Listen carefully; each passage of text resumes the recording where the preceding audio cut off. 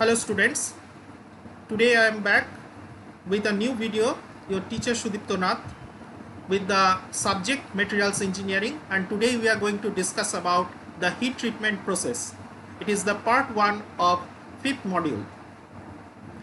So first of all we have to understand that what exactly is the heat treatment process. What is the meaning of the term heat treatment?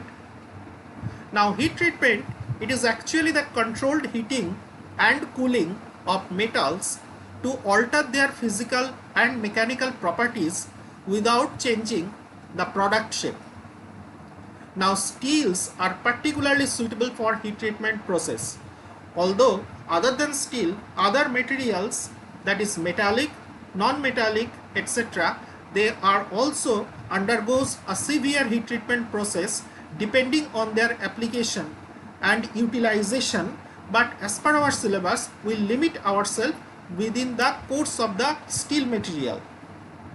Now generally heat treatment uses phase transformation during the heating and cooling to change a microstructure in a solid state. Now this is the iron carbon diagram. From iron carbon diagram we have an idea that what is the steel region, what is the cast iron region, and what is the end product from the liquid molten metal, which is basically a combination of carbon and iron, and what exactly we expect on cooling at room temperature. But the problem is, in the iron carbon diagram it is never told that what should be the cooling rate, that how fast or how slow we should cool it down to obtain the desired material. Now by applying the heat treatment process we can reheat them up to a certain temperature to obtain the material of our choice. Various types of heat treatment process which are used to modify the following properties or conditions of the steels are: to improve the toughness, hardness, ductility, machinability, and to refine the grain structure, which is one of the most important part of the heat treatment process, and then remove the residual stress and improving the wear resistance properties. In detail we'll discuss afterwards.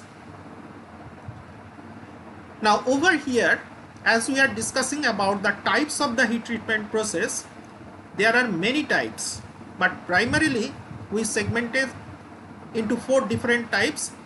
One is annealing, the second one is normalizing, the third one is hardening followed by tempering, and the fourth one, that is case hardening. Now for annealing process, which is actually widely used for structural material, structural steel, and basically the steel product which are utilized for making various structures of various plants in railways, in marine application, in heavy industry, the annealing process is widely done. There are 3 different categories of annealing, like full annealing, stress relieving annealing, and spherodizing.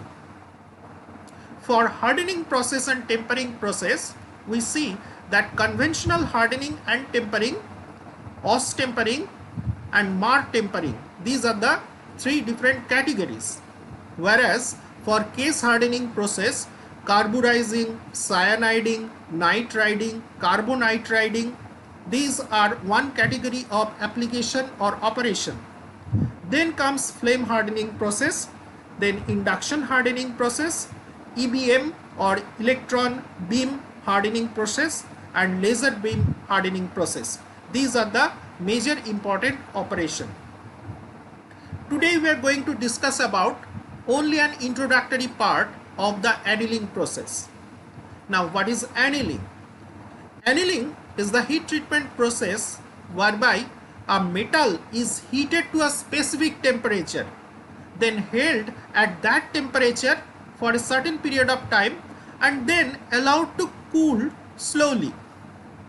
Now if we observe the diagram, this diagram is the first bottom segment of the iron carbon diagram, where we can find out that the temperature is restricted within 910 degrees centigrade to room temperature on the left hand side vertical, and in the bottom horizontal it is clearly indicating the hypoeutectoid and hypereutectoid region of the steel.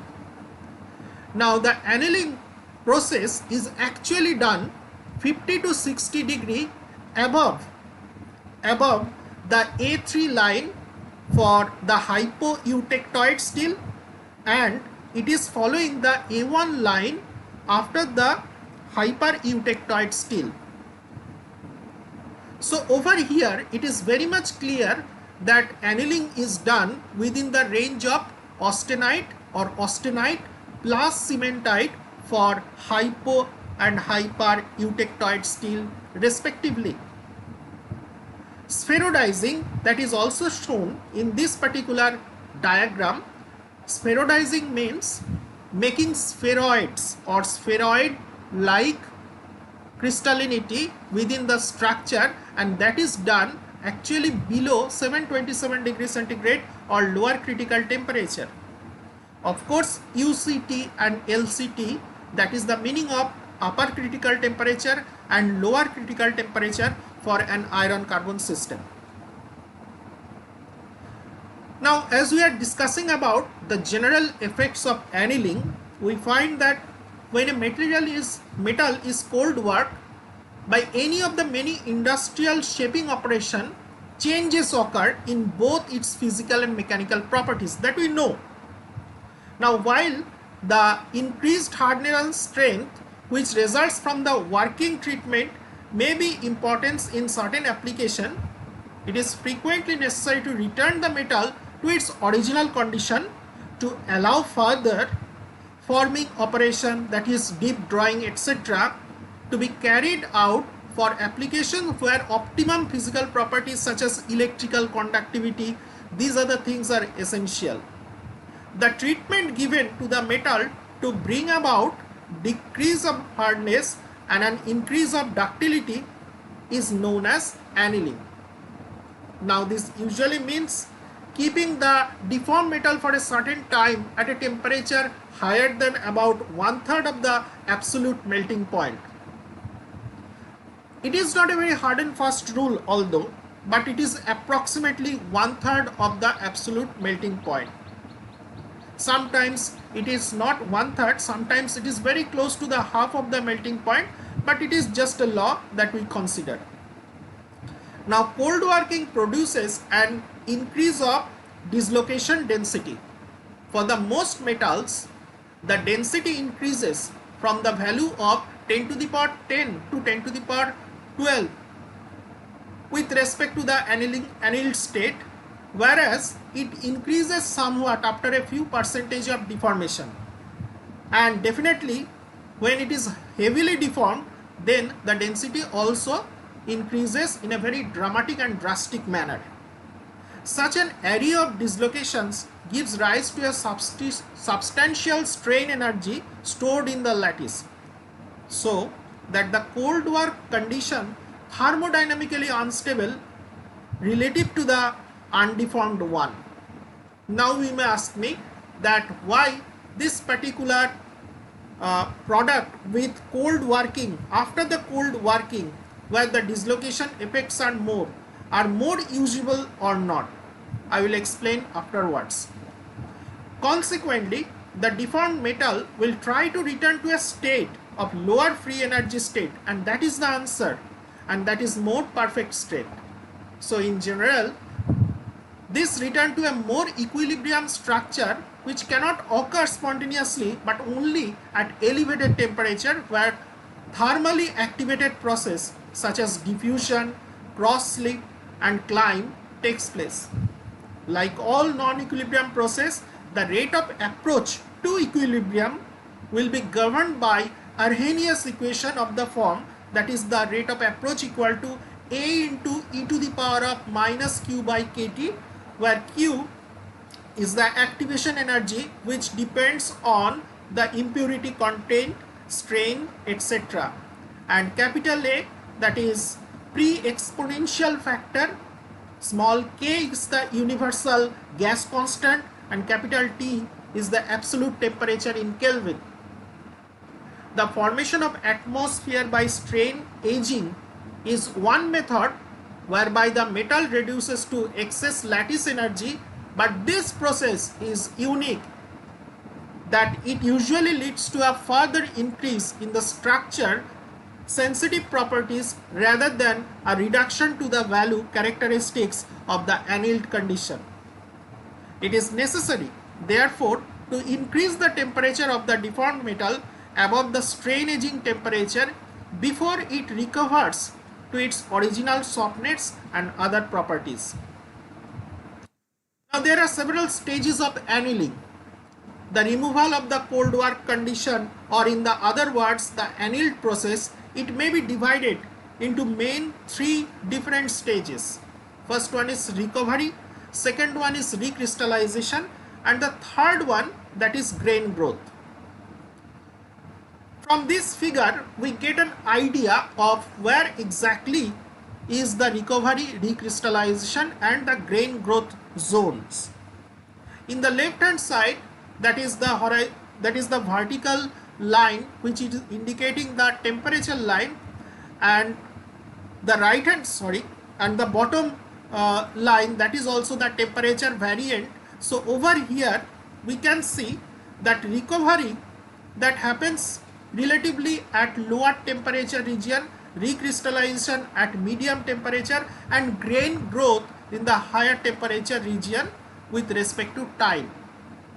So when the recovery that occurs, then relatively the recrystallization rate and the grain growth rate falls down, and vice versa. Obviously, with respect to when the grain growth is occurring at higher rate, then the recovery and recrystallization is less. So different types of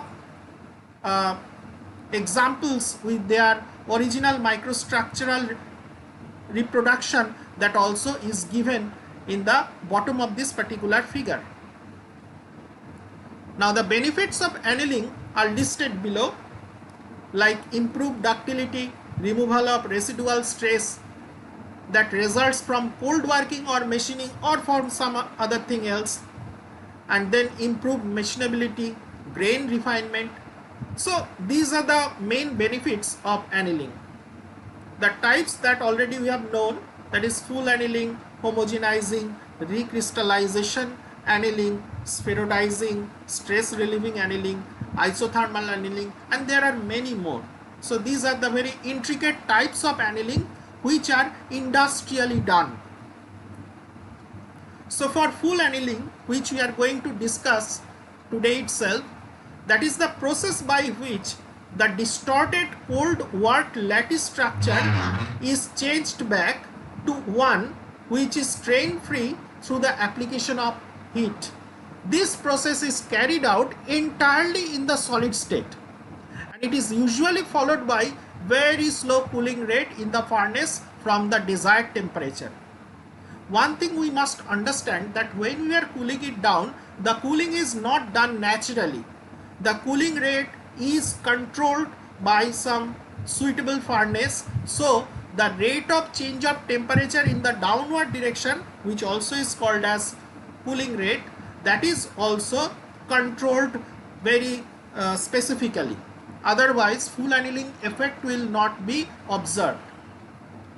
The austenizing temperature is a function of carbon content of the steel, and it can be generalized as, that is for hypoeutectoid steel and eutectoid steel, that is at AC3 plus 20 to 40 degrees centigrade to obtain a single phase austenite, and for hypereutectoid steel, that is AC1 line, above the AC1 line, that is 20 to 40 degrees centigrade, to obtain the austenite and cementite state, as it is shown over here and in one particular diagram that also was given.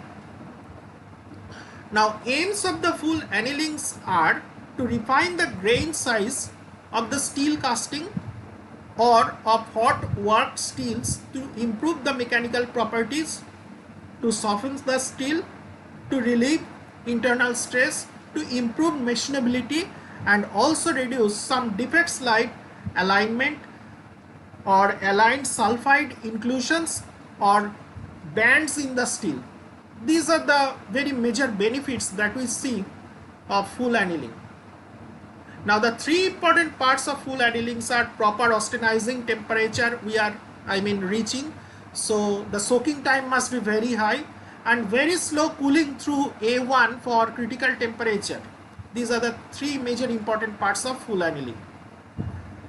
And the second part, that is the formation of austenite, destroy all structure that have existed before the heating. Slow cooling yields the original phase of the ferrite and pearlite in hypoeutectoid steel and that of cementite and pearlite in hypereutectoid steels. So if you are having any question, you can directly contact me and put it down in the answer section, in the comment section. So this is the end of module 5 part 1. Thank you very much. We'll see you soon.